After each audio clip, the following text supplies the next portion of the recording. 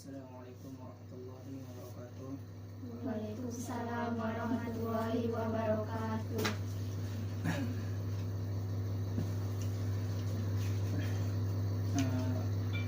Alhamdulillah rabbil alamin. Wassalatu wassalamu ala asrofil anbiya wa mursalin wa ala alihi wa sahbihi ajma'in. Amma ba'd. Puji syukur kehadiran Allah Subhanahu wa taala yang telah memberikan kita nikmat sehat, nikmat hidup, nikmat segala-galanya. Dan tidak lupa pula kita panjatkan puji syukur kehadiran Nabi Muhammad SAW. Allahumma sallam yang telah memberikan suatu kehidupan bagi umat Islam yang ada di muka bumi. Ya.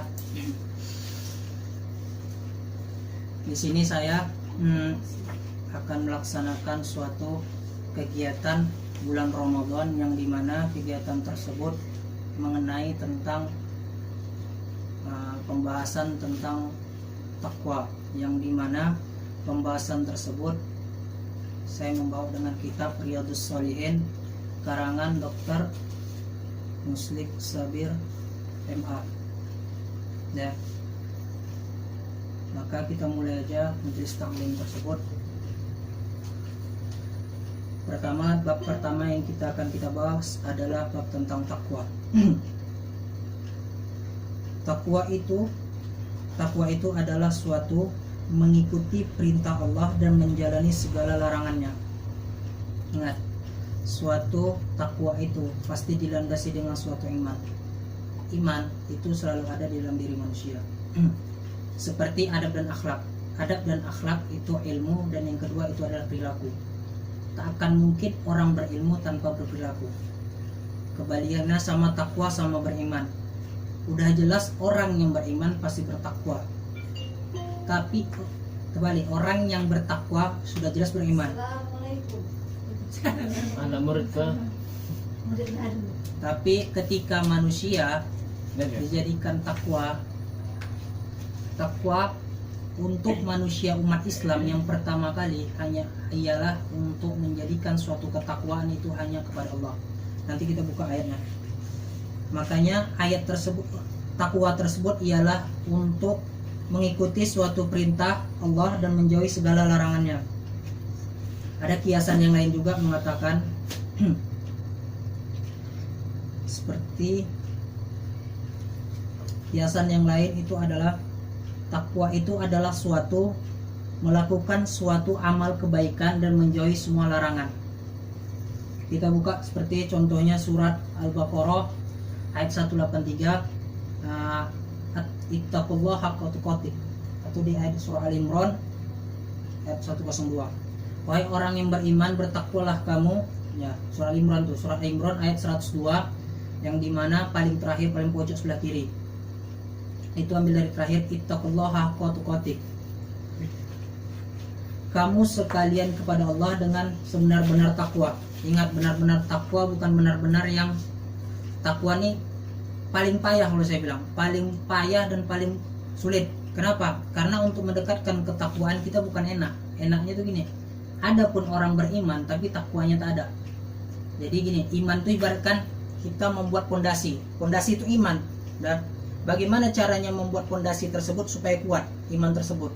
Buat rumah, pasti kan buat pondasinya dulu. Iya, ibaratkan pondasi itu adalah suatu iman. Jadi apa yang harus ditambahkan? Iman tersebut wajib ditambahkan dengan ketakwaan kita kepada Allah. Apa contohnya niatnya? Pertama itu berusaha untuk menjadikan suatu, ini contoh rumah tadi ya, suatu untuk ingin membangun rumah tadi, pondasi tadi ingin menjadi rumah. Jadi apa yang harus dilakukan? Pertama cari batu batanya, semennya, pasirnya, baru bisa jadikan rumah. Gitu juga namanya manusia dengan iman dan takwa. Kalau iman, dia tuh ibaratkan manusia ini udah utuh gitu. Udah ada iman kepada Allah. Rukun iman ada ke-6. Rukun iman itu udah tahu dia rukun iman. Setelah itu takwa dia, tinggal meningkatkan suatu takwa dia. Bagaimana? Takwanya itu tinggal dia lakukan dengan apa yang syariat Islam. Lakukan sholat. Maka nanti dia di takwa menurut ulama itu ada namanya dimensi ritual. Dimensi ritual itu adalah hablum minallah dan hablum minan nas. Mana hubungan manusia kepada Allah? bukan nama artinya bukan manusia akan menyatu kepada Allah ya, enggak, tapi di mana manusia akan mendekatkan diri kepada Allah untuk mendapatkan syafaatnya dan mendapatkan arti ketakwaan di dalam diri dia. Contohnya itu seperti sholat.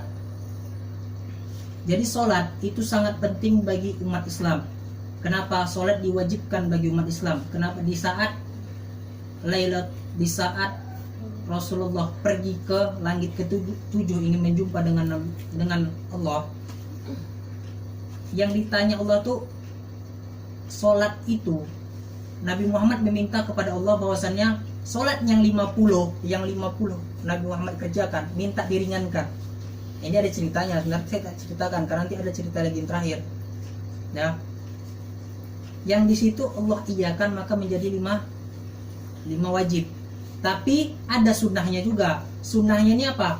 Ibarat kalian lakukan suatu kewajiban, kalian dapat double plusnya pahala tersebut. Contoh, seperti dari Ummu Habibah di hadis 414 dari hadis Tirmizi, yang dimana siapa yang sholatnya 12 rakaat, ini tambahannya ya, tambahan dari sholat wajib, tambahan sholat wajib. Apabila siapa seorang sholat dalam 12 rakaat yang menghitung siang dan malam, dan fardunya, sebelum fardunya 4 rakaat, sebelum zuhurnya 2 rakaat, dan setelah asarnya 2 rakaat, setelah maghribnya 2 rakaat, setelah isyanya 2 rakaat, sebelum subuh. Dan Allah akan tambahkan, dia akan Allah bangun suatu tempat yang dimana Allah bangunkan rumah di dalam surga. Itu jelas hadisnya dari Ummu Habibah 414 hadis dari Tirmizi. Ya, sunnah itu sunnah. Kalau memang nggak dilakukan, ya itu nggak masalah, tidak dilakukan. Dah, kalau memang dilakukan itu adalah tambahan. Makanya banyak orang habis sajan dulu, ada orang sholat, ambil dia 2 rakaat, dia sholat sunnah. Dah, setelah itu habis itu qomat, dia sholat wajib, habis sholat wajib dia sholat lagi. Itu namanya sholat sunnah, yang dimana sholat sunnah itu adalah untuk menambah suatu pahala, untuk meningkatkan suatu iman dan ketakwaan manusia. Ya. Terus kalau misalnya zuhur, oke, bisa lah ditambahkan tadi kan. Maghrib adalah waktu yang sangat pepet, tidak ada gimana, waktu yang sangat singkat, yang dimana dari jam 7 sampai jam setengah 8, yang setengah 8 sampai jam 8 lah saya bilang. Habis itu isya. Nah, terus keluar lagi hadis dari Abu Dawud 1257, yang dimana dari Ibnu Umar radhiyallahu anhu, Allah merahmati 4 rakaat sholat sebelum asar, sebelum maghrib, ketika bisa dikerjakan. Nah, ini saya bilang tadi, ketika bisa dikerjakan. Apabila tidak bisa dikerjakan, maka yang didapat dari sholat sunnah tadi nggak apa-apa, nggak dilakukan. Tapi kalau mau dilakukan silakan. Setelah itu dibuka lagi nanti dari hadis Abu Daud, dari Abu Daud 1258 dari Ibnu Umar radhiyallahu anhu. Apabila dari 2 rakaat tersebut di sholat maghrib itu tidak dapat sholat sunat, itu tidak apa dikerjakan, tidak apa-apa, tidak dikerjakan. Nah, itu baru nilai double plus. Maka saya bilang, orang untuk berlomba-lomba untuk mendapatkan suatu ketakwaan itu zaman sekarang nih, itu memang gimana ya bilang, wajib kita cari. Karena zaman sekarang nggak penting namanya pangkat, nggak penting namanya gimana ya, nggak penting namanya dunia ini, bukan nggak penting ya, dunia ini penting, tapi hanya untuk sebatas kebutuhan kita untuk di akhirat dan di dunia itu wajib seimbang. Jangan nanti kita cuma mencari dunia tapi akhirat itu tidak ada. Nah, setelah itu maka apabila tidak bisa, apalagi sholat malam, tambahkan sholat tahajud. Kenapa saya suruh sholat tahajud? Tambah sholat tahajud untuk meningkatkan ketakwaan pada malam hari, kalau memang bisa. Makanya di surah Al-Isra ayat 79 sebelah kiri alinea keempat itu, alif keempat kelima itu nanti baca, itu ada wa minal laili fatahajjadna bihi nafilatan lak, dan pada sebagaimana malam lakukanlah sholat tahajud. Nah, untuk apa? Untuk meningkatkan ketakwaanmu dan akan Allah tambah pahala tersebut padamu. Tidak akan rugi orang yang sholat sunnah, tidak akan rugi orang yang melakukan sholat wajib. Kenapa? Karena nggak akan tahu kita kapan kita dipanggil Allah Ta'ala dan kapan nanti dihisap, dan itu akan ditambah suatu pahala tersebut. Makanya Allah akan mengangkat suatu derajatnya. Nah, banyak zaman sekarang nih kan anak-anak, tengok anak-anak yang umur 5 tahun 4 tahun kadang ikut dia ke masjid sholat, dia nggak apa-apa. Kenapa? Awal mula untuk orang menambahkan keimanan dan ketakwaan anak-anak tersebut dimulai dari kecil. Nah, ingat seperti Abi Hurairah macam Bukhari itu dari umur 2 tahun itu udah dilatih. Kenapa? Karena orang tuanya itu wafat. Orang tuanya yang pertama, ayahnya itu wafat pada umur 2 tahun, maka emaknya tersebut itu sangat kuat dengan ketikatan takwaan tersebut. Nah, itu nanti kita bahas tentang Bukhari. Setelah itu setidaknya Al-Quran ada rahasia besar yang dimana akan mendapatkan suatu ketakwaan tersebut. Nah, biasanya janji Allah tersebut ini untuk orang-orang yang bertakwa. Satu, janji Allah itu menyelesaikan masalah sebesar apapun dan seberat apapun. Contoh, banyak orang yang dibilang sholat duha. Sholat duha itu untuk mendatangkan rezeki. Sholat tahajud, sholat hajat untuk menyelesaikan permasalahan. Nah, dari situ kita dapat bahwasannya sholat saja bisa menyelesaikan permasalahan. Itu yang di dunia cuma sholat cuma paling 15 menit. Itu aja bisa. Nah, yang nggak nampak wujudnya tadi, tapi kita yakin bahwasan Allah berikan suatu pahala yang Allah berikan dan akan menambah suatu derajat manusia yang akan di yaumil akhir kelak. Nah, maka janji Allah itu seperti surah surah yang ke-65 surah At-Talaq ayat ke-2. Yattaqillaha yaj'al lahu makhrajan. Bertakwalah kamu kepada Allah, niscaya Dia akan membukakan baginya jalan keluar. Nah, makanya saya bilang tadi janji Allah tadi tidak akan pernah namanya mengingkari kepada umatnya yang dimana hambanya ingin menyembahku. Makanya ada dibilang apabila manusia ingin menyembahku, apalagi bersujud syukur kepadaku, maka orang tersebut akan mendapatkan suatu pahala yang akan kuberikan di yaumil akhir kelak. Kenapa? Karena kita nggak akan tahu, mungkin di sini kita nggak akan tahu apa sih. Makanya zaman sekarang ya. Kenapa dulu masa-masa zaman dulu Rasulullah saat zaman Persia, masa zaman Rasulullah itu sangat kaya orang Islam. Nah, zaman sekarang ini kenapa? Inilah namanya bilang kita itu dijajah dengan akidah, adab kita, akhlak kita tuh udah dimasuki dengan racuni dengan yang nggak baik-baik. Nah, maka apa yang harus kita lakukan? Yang kita harus kita lakukan tingkatkan ketakwaan. Nah, tingkatkan ketakwaan kita untuk agar apa? Agar kita tidak terkena dari masalah terbesar. Masalah terbesarnya apa? Ya itulah tadi masalah tentang dunia, masalah tentang harta, tentang masalah yang lain. Itu hanya sebatas dunia. Bukan saya bilang nggak penting ya, bukan nggak penting. Itu penting tapi hanya sebatas dunia. Ketika engkau cari yang dunia, maka yang akhirat mana yang akan kau dapat? Kenapa? Karena nanti dihisab ketika engkau mati masuk ke dalam kubur, yang ditanya bukan hartamu. Makanya ada juga ulama mengatakan bahwasannya ketika engkau mati di dalam kubur, cuma 2 pertanyaan yang tidak akan bisa orang jawab dan akan sulit orang jawab. Yang pertama, sholatmu. Yang kedua, tentang hartamu. Kenapa? Ketika harta ini larinya kemana, tujuannya kemana, ini kemana, dapatnya kemana, ini kemana, ini kemana, itu akan ditanyakan Allah Ta'ala. Makanya paling banyak pertanyaan yang malaikat tanyakan kepada mayit tersebut, paling sulit 2 pertanyaan, sholat dan satu lagi harta. Sholat dan harta ini yang paling sulit. Nah, maka saya bilang untuk apa kita tingkatkan suatu, bukan kita nggak boleh meningkatkan suatu kekayaan dalam diri kita, boleh, tapi ingat kata Allah Ta'ala, kembali kepada Allah Ta'ala dan tujuan kepada Allah Ta'ala. Ma taf'alu ibadallahu Ta'ala, jadikan apa yang kau lakukan ibadah kepada Allah Ta'ala. Maka di surah At-Takabur surah yang ke-64 ayat 16 itu dijelaskan fattaqullaha ma'astata'tum. Maka bertakwalah kamu sekalian kepada Allah dengan sekuat-kuat tenagamu. dengan sekuat-kuat tenagamu. Bagaimanapun engkau nanti melihat ketakwaanmu, tengok nanti ketakwaanmu, semakin bagaimana ya takwaanmu tuh, imanmu itu, jaga imanmu agar takwamu tidak akan rusak. Jaga sebaik-baik mungkin supaya imanmu tadi tidak akan rusak.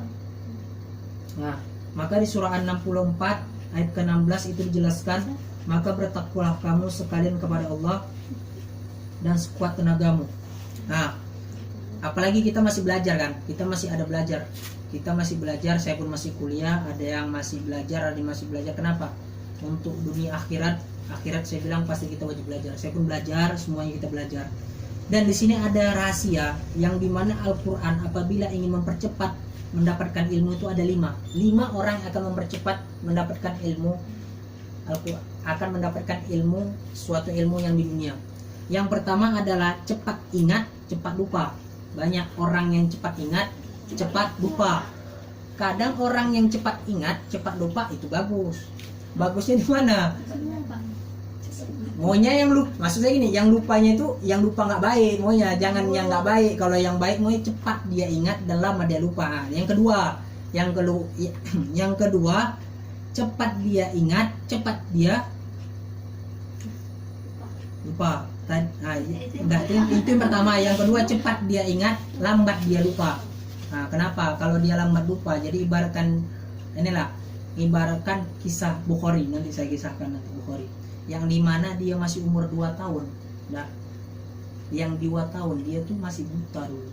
Dia tuh gimana? Prematur, kalau dulunya anak bayi bilang prematur. Iya. Nah, yang nggak bisa lihat kan, itu dari masa kecilnya karena ketakwaan seorang ibunya.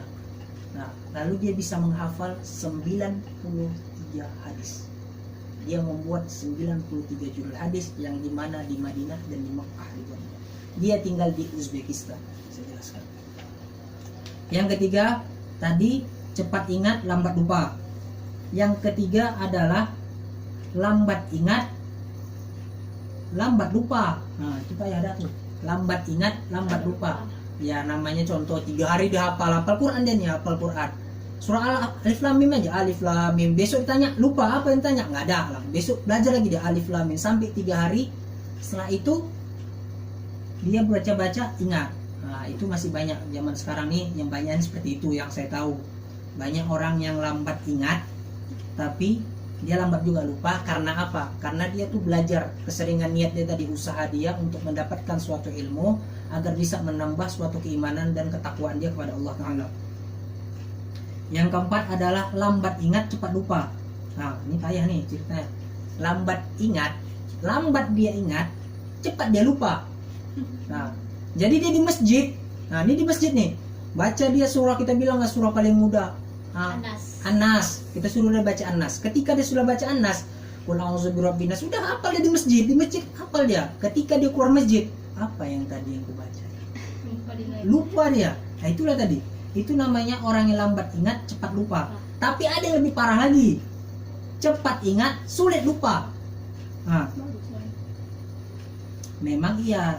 Ada yang lebih parah lagi, bukan itu. Lambat dia ingat, sulit dia tuh ingat lagi. Gimana ya? Dia nggak bisa. Gimana? Parahnya tuh gini. Dia tuh udah memang nggak. Udah dia ngapal, udah usaha, tapi nggak bisa ingat juga.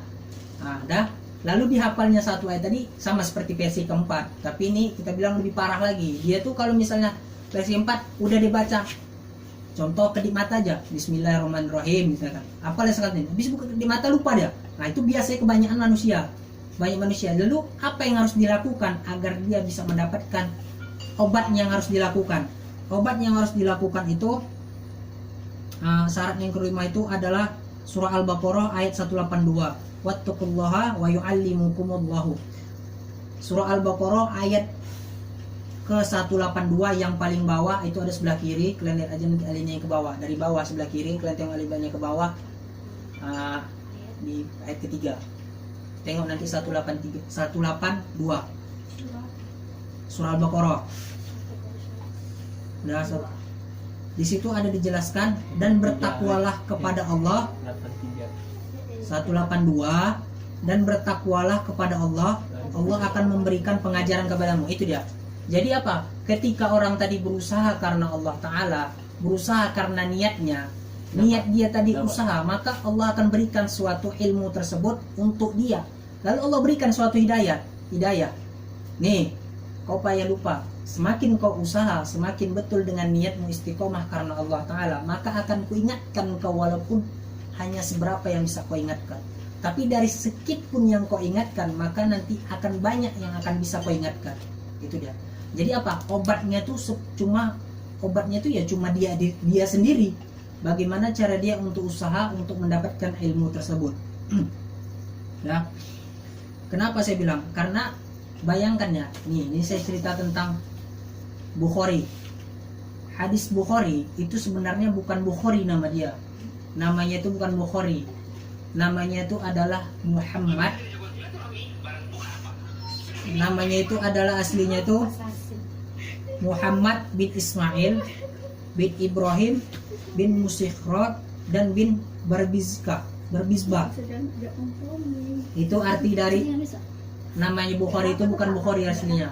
Aslinya itu bukan namanya Bukhari ya. Ingat, asli nama Bukhari itu bukan Bukhari. Aslinya itu adalah imam. Namanya itu adalah namanya Muhammad bin Ismail bin Ibrahim bin Mukhirah dan bin Barbizbah. Itu nama asli dari Bukhari ya, saya jelaskan. Karena itu namanya itu adalah namanya Muhammad. Nama aslinya itu Muhammad. Tinggal dia di Kecamatan Ju'fah, Kabupaten Bukhara, Provinsi Khorasan, dan negaranya sekarang itu adalah Uzbekistan. Negaranya itu adalah Uzbekistan. Kenapa dikatakan Bukhari? Karena tinggalnya zaman dulu kalau bilang orang kau tinggal di mana, contoh ya Medan, berarti orang dulu, orang Arab mengatakan Medani, ditambahkan kalimat i di akhirnya, Medani. Seperti engkau tinggal di mana? Di Masjid Nabawi, Nabawi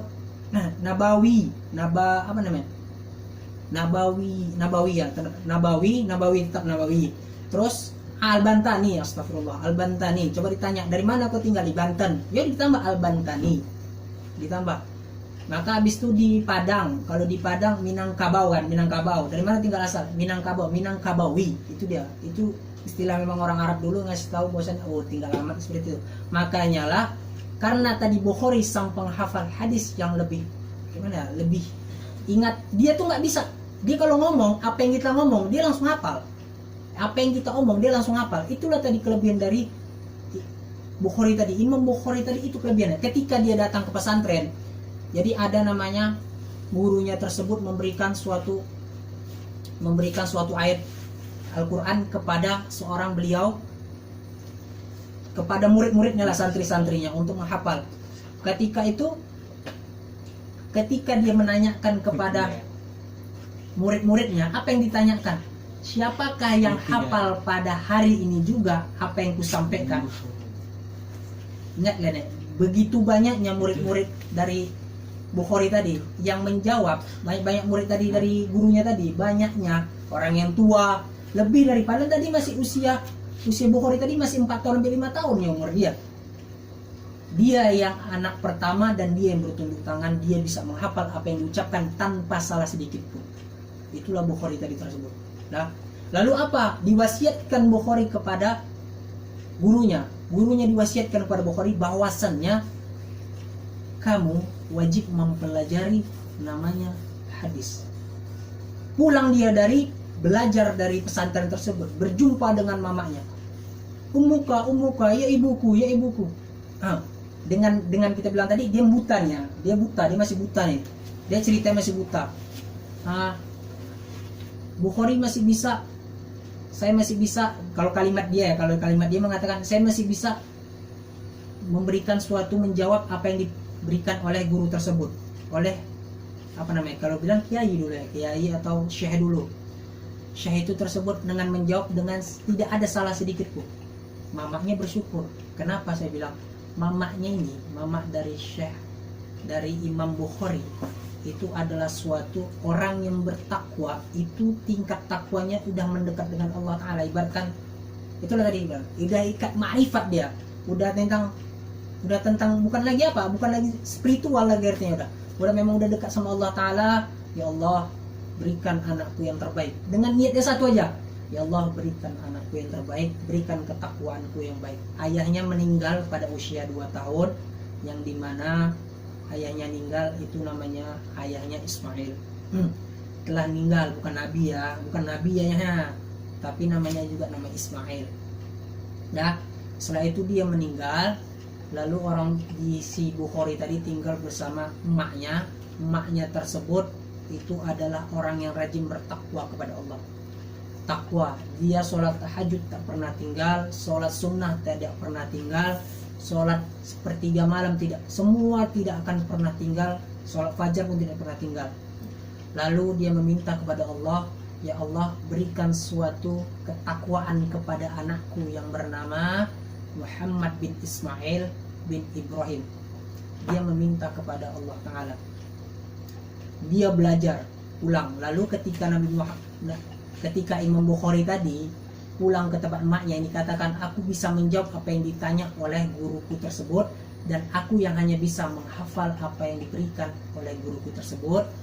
Lalu karena niat tadi si Bukhari dikasih amanah sama gurunya bahwasanya kau akan belajar, namanya belajar hadis bagaimanapun ceritanya, maka dia beralih. Apa kata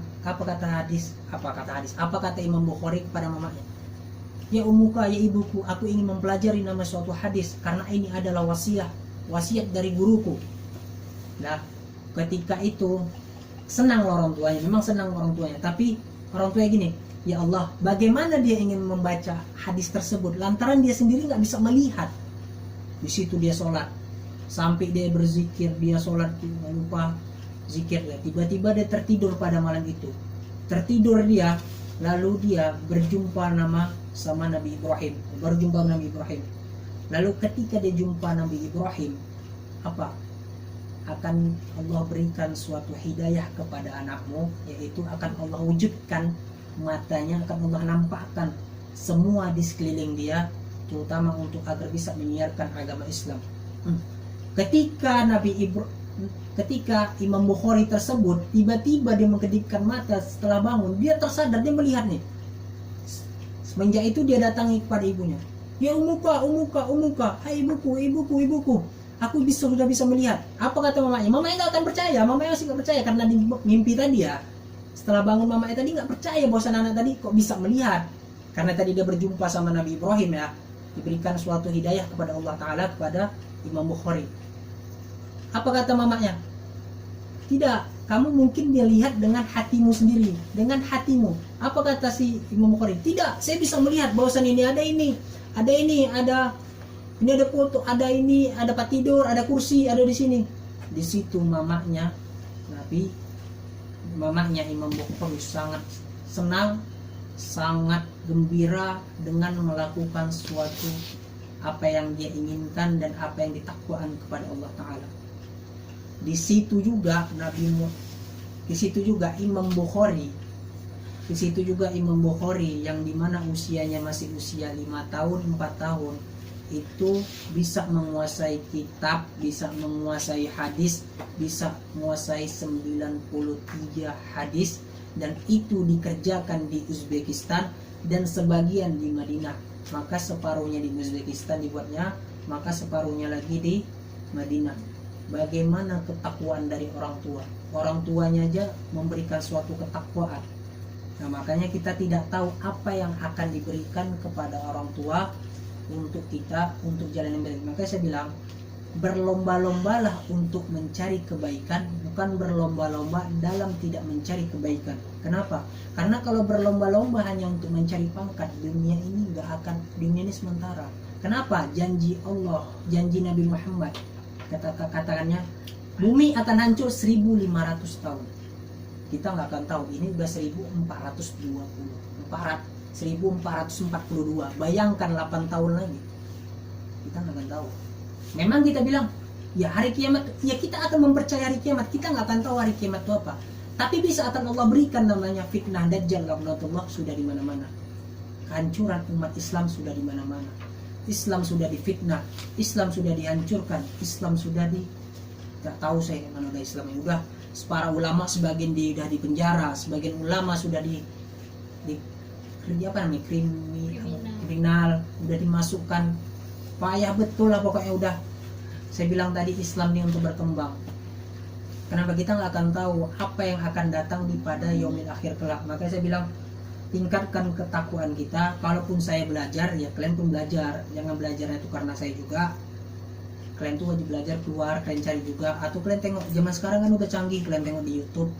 Untuk apa? Untuk meningkatkan ketakwaan kalian. Nah, makanya itu banyak yang harus dilakukan. Ketika nanti Dajjal Waqtullah datang, apa yang harus dilakukan? Baca surah Al-Kahfi 1-10. 1-10 nya disuruh baca, bukan banyak kali. Itu pun kadang orang tak mau bacanya.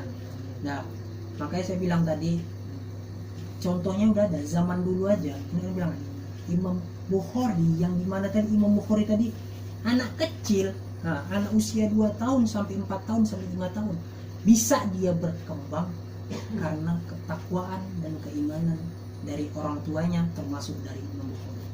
Konon awak yang tak tahu bagaimana, kadang memang betul. Yang kalau apabila ditanya orang, kok Islam secara KTP Islam. Ketika ditanyakan apa Islam ini, apa itu rukun Islam, sebutkan rukun Islam, sebutkan lagi rukun iman itu apa, banyak yang tak tahu iman sekarang. Maka beruntung kalian yang masih bisa mempelajari namanya ilmu agama, ilmu apapun itu pelajarin. Jadi ibaratnya gini, contoh lah, kalian itu nggak sependapat dengan orang tersebut untuk mencari ilmu, kalian boleh untuk menyimpannya, ibaratkan dikantongkan dulu sementara. Nah, kalian dengarkan apa yang diucapkan. Kenapa? Berlomba-lomba dalam majelis akan Allah sama ditambahkan orang yang berilmu sama orang bertakwa. Allah bangunkan nanti di surga nanti itu satu istana untuk kita sendiri ketika kita mengikuti majelis tersebut. Dan untuk menambahkan ketakwaan kita kepada Allah Ta'ala. Maka saya bilang sama kalian, untuk bagaimanapun ceritanya, jangan kalian itu berharap kepada manusia, tapi berharap kepada Allah. Tapi kalian tanyakan kepada manusia tentang arti makna keimanan, ketakwaan, dan apa itu Islam, dan apa kegunaan yang ada di Islam yang Allah berikan kepada kita melalui Nabi, melalui sahabat, melalui tabi'in wa tabi'in. Cari tahu. Kenapa kita nggak akan tahu?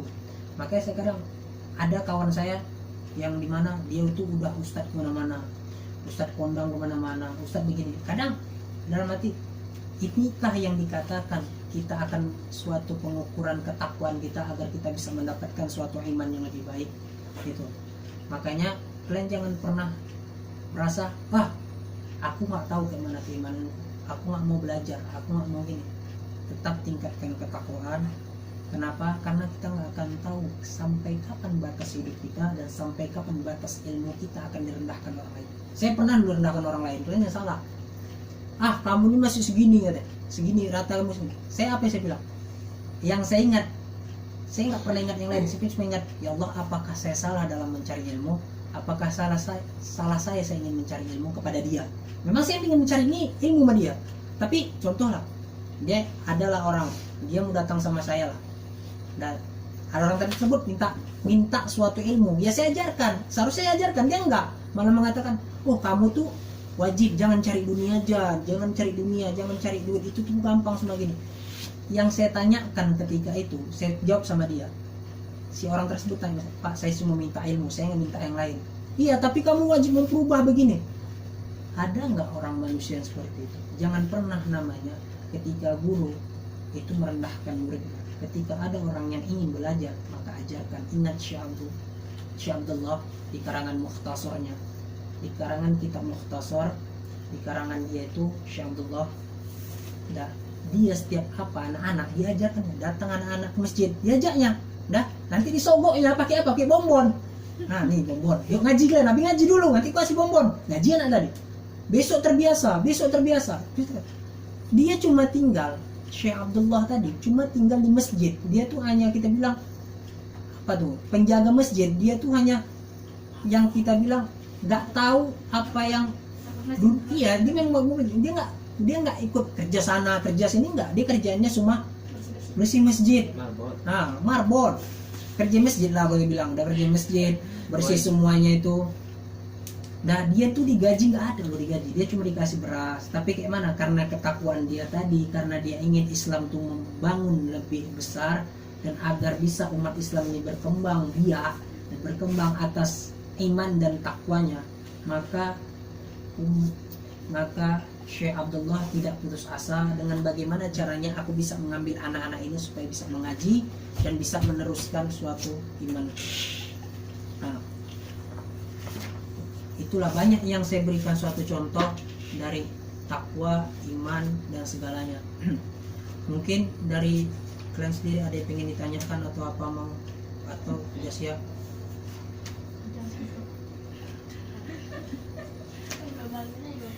Enggak, betul, apa enggak ada yang enggak ditanyain? Jangan kalian nanti tanya kalian udah pulang. Bukan sini. Udah nggak ada lagi nih. Maka kita tutup aja di sini. Ya.